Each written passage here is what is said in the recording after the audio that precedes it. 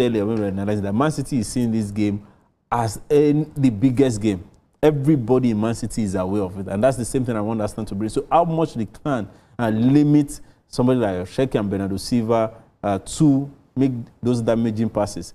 Alan might not score, and he might score, but then they shouldn't focus on him. All right, your prediction. Focus on those midfielders. Your prediction.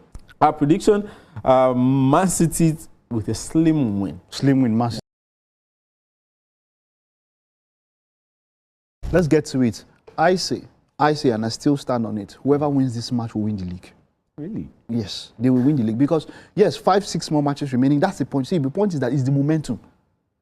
The momentum from the world, because they are playing teams that they could drop points against. But I feel like whoever wins this match will win the rest of their matches. Just so Arsenal lost 3 games in 4, and then they drew against Sporting.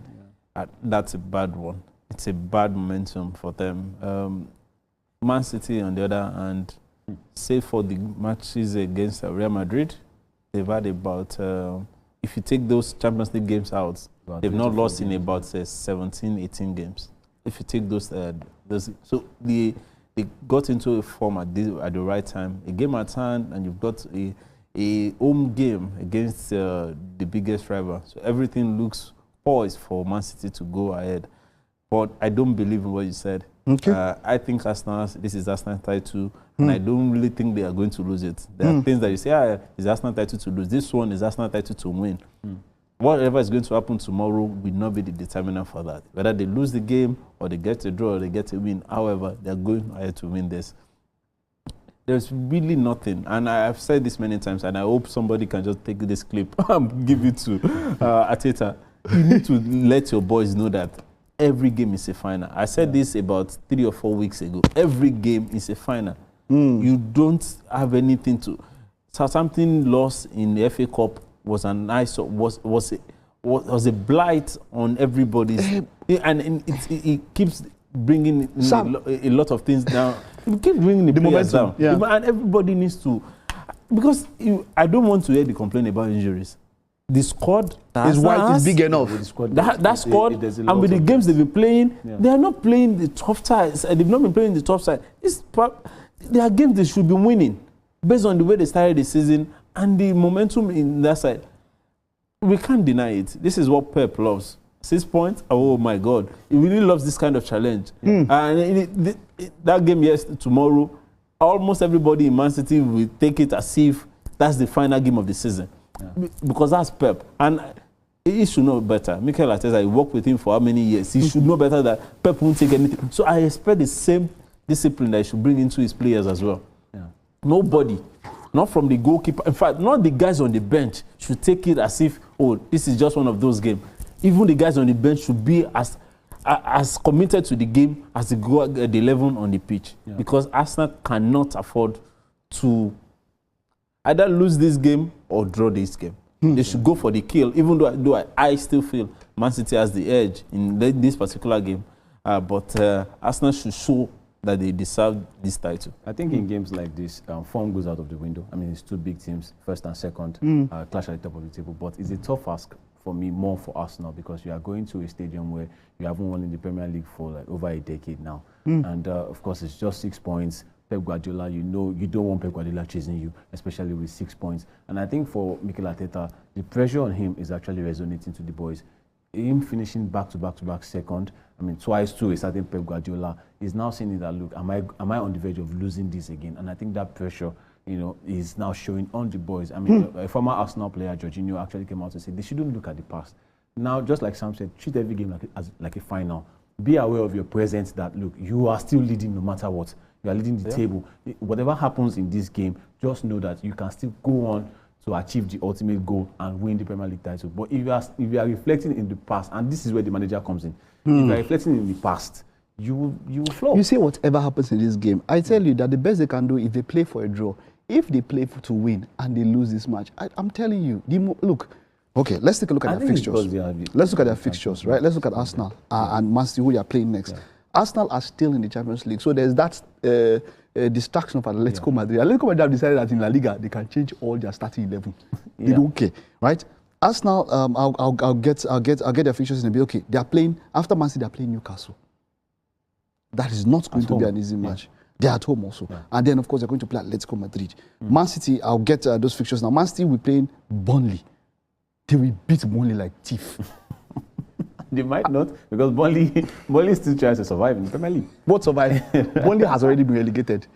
They will beat Burnley like thief that they caught in Computer Village.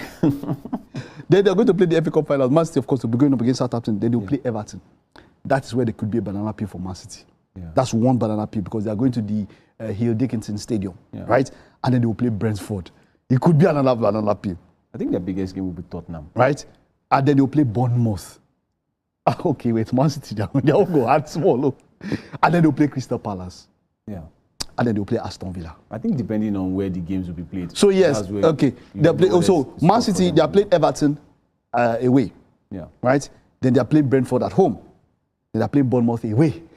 It's not easy for Man City. Then they're playing Crystal Palace at home. Then they play Aston Villa at home to wrap up the season.